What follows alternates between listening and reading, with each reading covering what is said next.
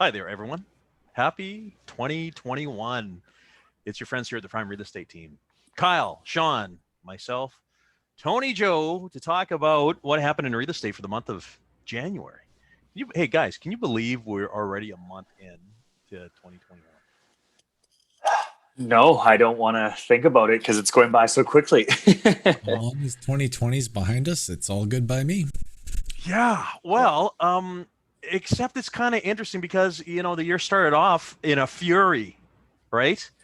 Let's just tell our watchers here what realtors are experiencing right now. So there are agents who are busy. We're busy. We're always busy, right?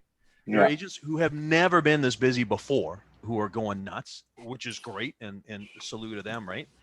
There are agents right now who fear for the future because they have buyers and buyers can't find properties and they don't know if they're going to find properties this month or next month or the month afterwards. So we're at a very interesting time, right? Yeah, definitely. Like you said, we had a great month in January, but it was also based upon what inventory is coming to market, right? If you've got a specific need right now, and with the extreme low inventory we have, the one house that may come up that you're interested in, well, unfortunately, I say most of our clients aren't unicorns in what their search is, and so you're dealing with the competition of many other parties, and we've seen that. And I mean, we think back to 2016 when the market had a very strong pace to it as well. And I remember a lot of that being people coming from Vancouver. But this one feels different. I think it's probably the COVID effect, but also just something just feels a lot of it's very locally based as well. And so, yeah, it's been interesting kind of working through it and having to really set expectations with people, both existing clients and new clients as we bring them on. There's a ton of competition that we're experiencing out there.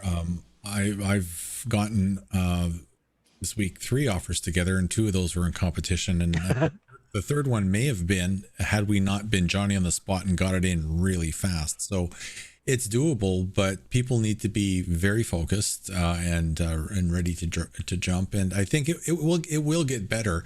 We had this massive interruption last year when COVID kicked in, and at a time of year, the real estate market everywhere is very seasonal, and listings are very quiet in January, and they start ramping up all the way through to about May or June, guys, somewhere around there, and Yep. everything just got shut down hard right at the end of March there. So we had 2 months of absolutely nothing. And I think this year we will see some, as spring happens, as people's lives continue to evolve and the vaccine slowly rolls out, slowly but surely. I think we'll see some more momentum in listings for sure. It's just going to take a bit longer. Well, here's the problem, because we've been talking for quite some time about, hey, more inventory is around the corner. In fact, we talked about that last year. We talked about that the year before. And that has not been the case because, Kyle, the difference between now and 2016 is that there was at least things to look at in 2016, right? Yeah, well, I mean, we'll jump into those stats in a little minute, but you're right. The inventory levels were generally higher. It wasn't until closer to the end of 2017, after 2 years of this type of market, that we started seeing inventory levels at the level. And the other thing I'll just note too is obviously what's happened since 2016 is we have about 6,000 to 7,000 people moving here every year. There's an extra 20,000 people living in the CRD that weren't living here before. And I think we talk about Victoria is a final destination for most people. They don't want to leave here once they get here. And so that piece of the pie that we're all trying to fight over and share when it comes to property is only going to get tighter and tighter. For sure. Well, let's look at those numbers right now. Okay. So I want to show you our sales stats. Here we go here, everyone. Ladies and first of all, let's say congratulations to our friend David Langlois, who is the 2021 VREB president. I had the chance to sit around the board table with David over my years, and I really liked his messaging so far. And I think we've all had some laughs with David. So yeah, congrats to Dave. That's who you'll be getting your messaging from the board this year. For sure. Okay. I have a lot easier than either of you two did, right? Yeah, but yeah, exactly. He was in your office. Yeah, of course. Yeah. All right. So, ladies and gentlemen, we had 646 sales last month, which was up 57%. If you remember, last month we were up, I think it was 56%. So it seems kind of consistent how much higher we are than the year before. Active listings were at 1,321, which is down 32%. Same story. I think we were down 36% last month. As far as the number of listings are concerned, because we just talked about that a moment ago, I want to show you again on the screen here. When you look at this 1,321 for the month of January, compare it now to the rest of the January since 1996. All right. So we've got 3,000, 3,700, 3,400, 3,100, 3,000. It was low at 2,100 back in 2003. The lowest was 1678. We would love to have 1678 today. I mean, let's face it, right? Yeah. Kyle was talking about 2016, which was a crazy time, multiple offers. See, we were still almost double inventory back then to what we are right now. 2471, right? It wasn't until that, I guess it was December of 2017 then. It was the end of 2017 into the beginning of 2018 when those numbers got low again. Yeah. Yeah. So the inventory level's low. Again, that's the whole inventory and supply situation right now. The number of sales, and this is, of course, all of Victoria. You guys brought this up before. When we say 646 sales, that's everything. That's houses, condos, townhouses, commercial, all that. In fact, why don't we look, ladies and gentlemen, how many houses sold? 297. Yeah.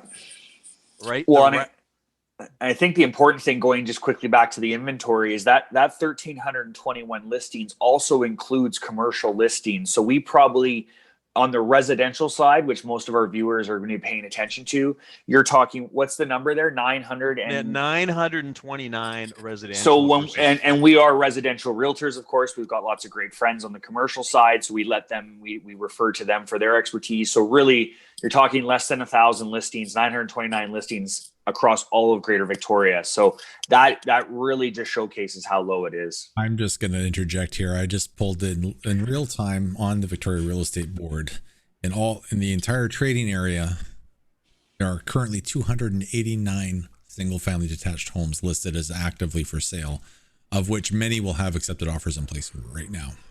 Yeah. Well, hey, you know what? Yeah. Something else I want to say then. Okay, let's just talk this through here. If there's 289 active listings right now, and there were 216, oh, I'm sorry, no, that's condos. 297 single family sales last month.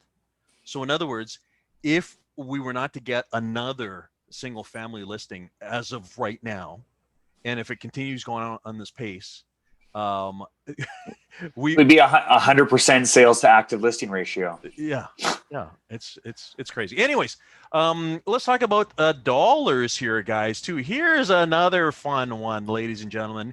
If you read David Langlois' report, he said that instead of 2 properties over $2 million last year, there was, what was it, 20? 25.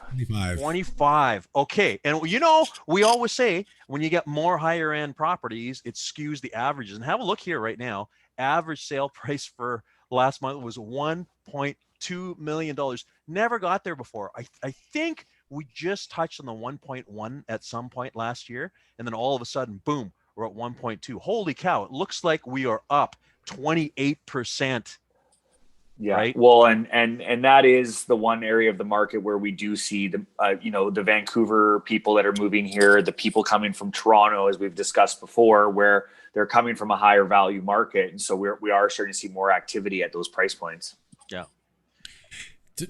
Now, that case in point to Tony's comments that the significant number of higher end sales will skew the numbers upwards. The home price, the MLS home price index for Greater Victoria for single family homes, the benchmark price, which is like a price index, so it takes out a lot of the volatility, and it's a more of a standardized home. That number was $839,800. So it's up. That's up, but it's not. It helps take out the skewing of the super high end there. So we can't look at the 28% increase. The house price index, which is important, does show an increase, what is 10.8%. And that's a much more reasonable. That's much more reasonable. By the way, when you look at the regions here, same kind of story. The areas of growth have been things like the Malahat, which is up 20%. The Peninsula actually up quite a bit, 14, 15.2, and 18%. The suburban neighborhoods, right? As we talk about work from home and COVID and people need more space, like we probably sound like a broken record for those who watch us monthly, but I mean, that trend is continuing. So that's where that growth is. Benchmark price for single family homes in both Metchosin and North Saanich are over $1 million, where City of Victoria is 839. Yeah. Well, and what's the big factor out in Metchosin and North Saanich, Sean? Land. And I explain this to people. People love Metchosin, and then they say, well, why is it so expensive? I said, because everything is 4 acres and 10 acres. And those are great, beautiful municipalities with beautiful pastoral lands. But that land, because it's located to, a beautiful city center like Victoria, I mean, they're going to start feeling the pressure too when it comes to affordability, and how do they navigate kind of creating affordability in a more rural municipality. For sure. Okay. Well, listen, guys, let's wrap this up for everyone here. Actually, one more thing though, just because we talked a lot about single family homes, is I want to just reference how much condo sales went back. So if you just, I can give the numbers here. Condo sales year over year in December were up 83%. Oh yes. So we had talked a lot, going into last year, that some segments of the condo market were feeling a bit soft, mostly downtown due to a few factors. I've been working with a lot of condo buyers downtown, and we are definitely feeling the pace pick back up. I think people are, re-navigating what work from home looks like. I think a lot of first-time home buyers seeing this as a good opportunity to get in the market. So yeah, we are seeing some resiliency come back to the condo market, which is a positive sign.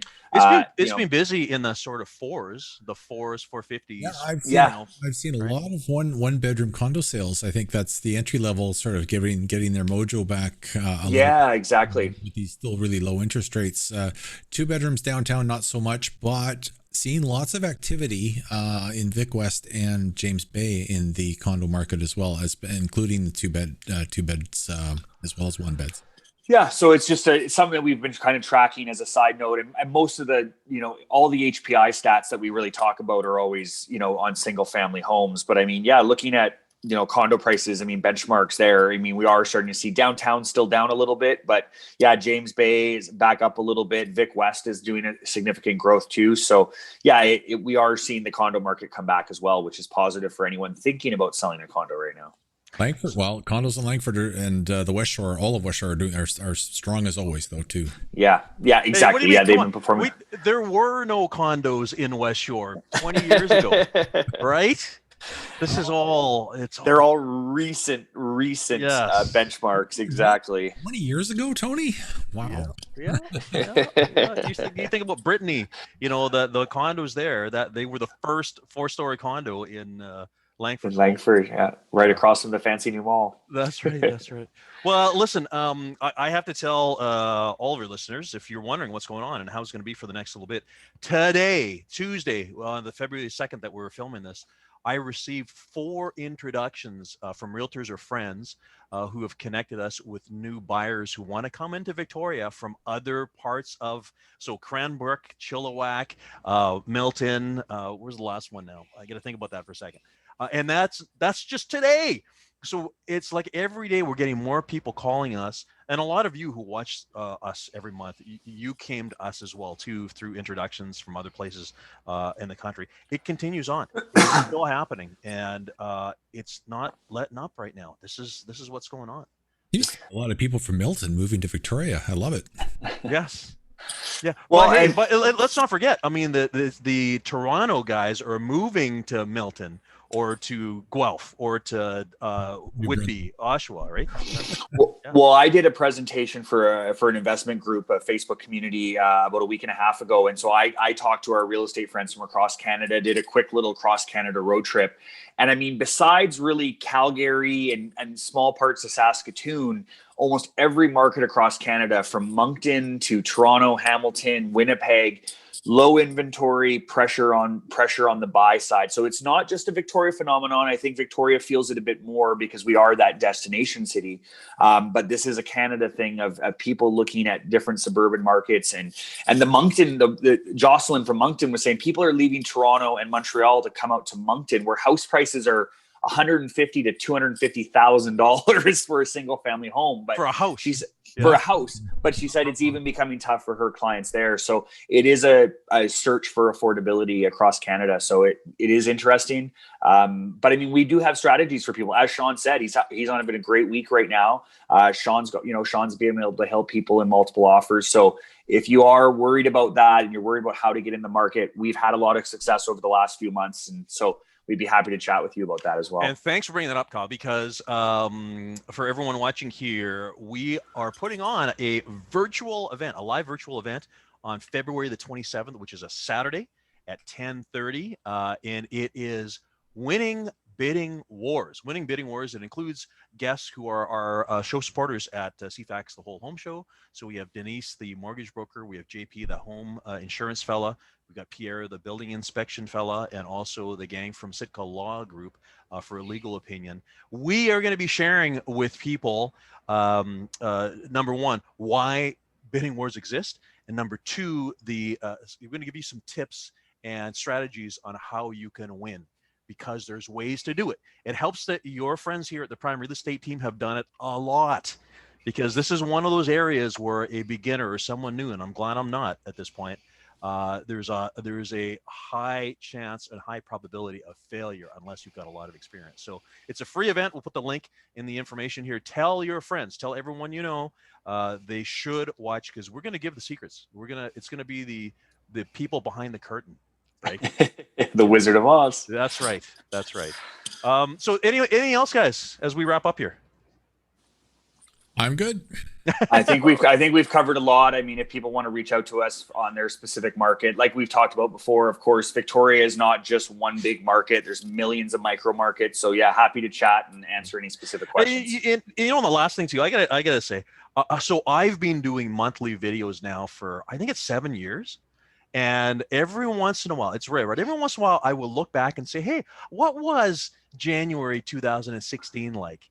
And first of all, knock on wood, I have not been wrong, not that I can foretell. I mean, nobody knows the future, but the difference between the economists and us, we talked about this before, is that we are the boots on the street. So we are dealing with people on a regular basis, and we can report exactly what we're feeling out there in the marketplace. But anyways, I was just thinking, guys, in a few years' time, we'll look back to this month or the month before and go, oh my goodness, can you remember when the market was like? Right. The only other interesting thing I'm waiting for our next month's update will be, it's February, which a lot of people, if they don't pay attention to politics like we do, federal and provincial budgets will be coming out soon. And as we've seen in years past with things like speculation and foreign buyers taxes, sometimes the governments will look at real estate and try to tinker things around to make adjustments as they see fit. So I don't think I'm expecting anything too crazy, but it will be something interesting that we will be tracking this month. Yeah. Well, yeah. You're not going to bring up the capital gains on personal property. No, I'm not going to. Okay. Mr. JT, I think, is in enough trouble already, so I don't think he'll be doing it either. Nothing's cast in stone, and anything can happen. If 2020 taught us nothing, but I'm of the mind that those governments have their hands full with the pandemic, and they also should know that all of their constituents are pretty frayed right now when it comes to all things. I think I'd be surprised if they made any changes this year, but maybe the following year. But who knows? Hopefully, let's see. Anything. Right. Hopefully, it's a quiet report in March. All right. Well, we'll watch this again a year from now, and we'll see how we did. All right. Great. Bye, everyone. See you next month.